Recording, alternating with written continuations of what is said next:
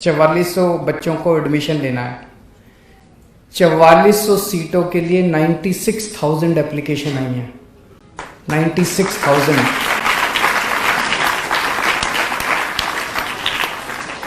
इतनी एप्लीकेशन तो आईआईटी की सीटों के लिए नहीं आती, इतनी एप्लीकेशन तो डॉक्टरी की सीटों के लिए नहीं आती जितने आज दिल्ली के सरकारी स्कूलों में एडमिशन के लिए आती हैं।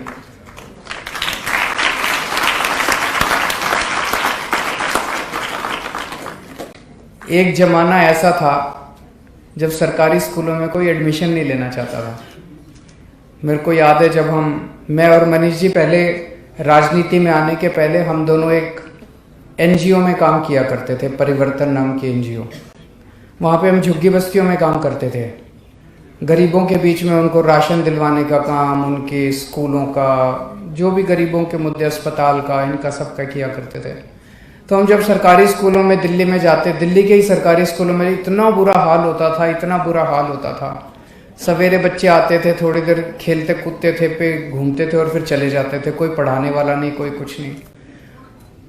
जब उनके माँ बाप से बात करते थे, माँ बाप भी उनको फिर निकाल लेते थे स्कूल से। माँ बाप सोचते थे जब स्कूल में पढ़ाई नहीं है तो इसको स्कूल भेज के टाइम खराब करने से क्या फ़ायदा, उसको काम में लगा देते थे, भाई 2 पैसे तो कमाएगा।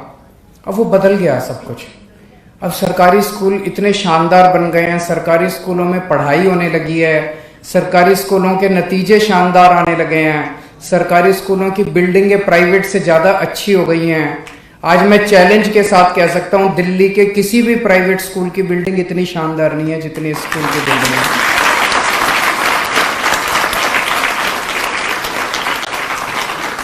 तो जो पहले एक माहौल था कि माँ बाप अपने बच्चों को सरकारी स्कूल में भेजना ही नहीं चाहते थे, 2 पैसे अगर किसी के पास बच गए तो वो सोचता था मैं बगल के किसी छोटे मोटे प्राइवेट स्कूल में एडमिशन दिला दूं।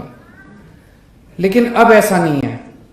अब 4400 सीटों के लिए 96,000 एप्लीकेशन आई हैं दिल्ली के इस स्कूलों, स्पेशलाइज्ड एक्सीलेंस के स्कूलों। ये बहुत बड़ी बात है, एकदम से कंप्लीट परिवर्तन है। तो अब एक तो माहौल, इतना शानदार फैसिलिटीज दी जा रही है। मैं हिसार का रहने वाला हूं ओरिजिनली।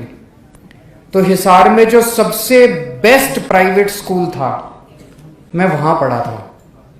और आज मैं आपको कह सकता हूं कि इस स्कूल के सामने मेरा वाला स्कूल भी कुछ नहीं था। इतनी शानदार एजुकेशन आप लोगों को मिल रही है। मेरे दोनों बच्चे डीपीएस नोएडा में पढ़े हैं। मैं आज आपको कह सकता हूं कि ये स्कूल डीपीएस नोएडा से भी ज्यादा अच्छा है।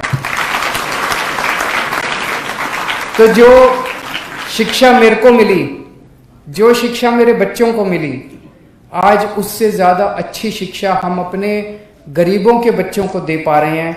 मैं समझता हूं कि हमारा राजनीति में आने का मकसद सफल हो गया।